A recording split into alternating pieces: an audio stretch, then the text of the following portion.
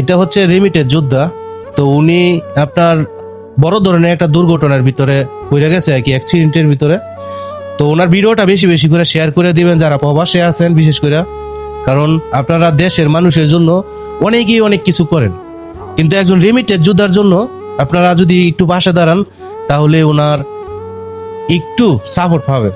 আপনারা যদি নাও পারেন অন্তত এই যে নাম্বারটা আছে, এই নাম্বারটায় আপনারা 10টা টাকা দেন। হ্যাঁ, এই নাম্বারটায় আপনারা 10 টাকা দেন, বেশি না, 10 টাকা দেন। এই যে 10 টাকা দেন, আর নয়তো আপনার হাতে ধরেন টাকাটা, আর নয়তো আপনারা ভিডিওটা বেশি বেশি করে শেয়ার করে দেন।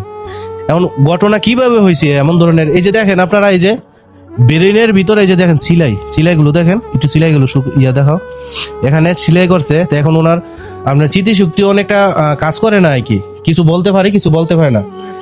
ঠিক আছে, তো কিভাবে হয়েছে ঘটনা, আপনি কিভাবে হয়েছে এই অ্যাক্সিডেন্টটা হয়েছে কিভাবে, এবং কি সৌদির গাড়ি লাগাই দিছে ফালাই দিয়ে গেছে, সৌদি গাড়ি লাগাই দিয়ে ফালাই দিয়ে গেছে। এখন ওনারে আনতে বা চিকিৎসা কিভাবে হয়েছে, মানে কিভাবে আনছেন, কিনেন? ওর কই কোম্পানি সরকারের মাধ্যমে মানে যেমন দিয়ে আনতে না পাঠাইছে, আরো চিকিৎসা বাইরেছে, মানে দেশে খাওয়া খাদ্য টান দিতে পুরো খাওয়া, আবার আরো চিকিৎসা বাইরেছে, বছরও লাগদার 2 বছরও লাগদার, রোজগারের মতন আর টান্ডে বাইরে ঘর আর কেউ নাই। আপনি ঘরে ইনকামের মানুষ উনি উনি কত টাকা লাগবে ওনার চিকিৎসা করতে? টিয়া লাগবো, ডাক্তারের চিকিৎসা তো কতই লাগবো, ওটা সঠিক হারা কয় না। ডাক্তার কাছে গেলুই 10-20 হাজার টাকা লাগে, ডাক্তারের কাছে যাইলে 10-20 হাজার টাকা লাগে। ভর্তি অনর করি না আমরা, ভর্তি ডাক্তার এমনি দেয় না, এমনি ওষুধ পানি তাহলে খানা পিনা তরি করে খানা খাওয়াই তাদের সুস্থ করণ লাগবে। আচ্ছা, তা আপনি একজন প্রবাসীর স্ত্রী, তাহলে আপনি যে যারা প্রবাসী ভাই বন্ধুরা দেখবো তাদের কাছে আপনি বলেন আপনার যত পারেন আমরা দুইছেন, আরো আপনারা যেটুক পারেন 10 টাকা 20 টাকা যায় যেটুক পারেন একটু দিয়ে হিল করে। এটাই তো আপনাদের বিকাশ নাম্বার না? তো প্রিয় বন্ধুরা, এই নাম্বারে আপনারা যে যতটুক পারেন, হ্যাঁ যে যতটুক পারেন আপনারা ওনার পাশে দাঁড়ান একটু। উনি রিমিটেড যোদ্ধা, উনি একজন প্রবাসী।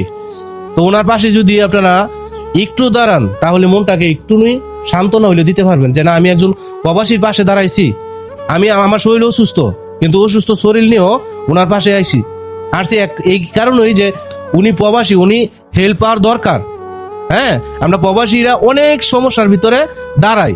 বাংলাদেশের ভিতরে যারা আপনার কষ্টে আছে, খাইতে পারে না, বা বড় বড় দুর্যোগ আসলে বন্যা কবলিত মানুষের পাশে দাঁড়াই, তো এই মানুষের পাশে যদি আমরা একটু দাঁড়াই তাহলে আমার মনে হয় আল্লাহ খুশি হবে। হ্যাঁ, তো প্রিয় বন্ধুরা ভালো থাকবেন, দেশ বিদেশ। তো ওনাদের নাম্বার ওই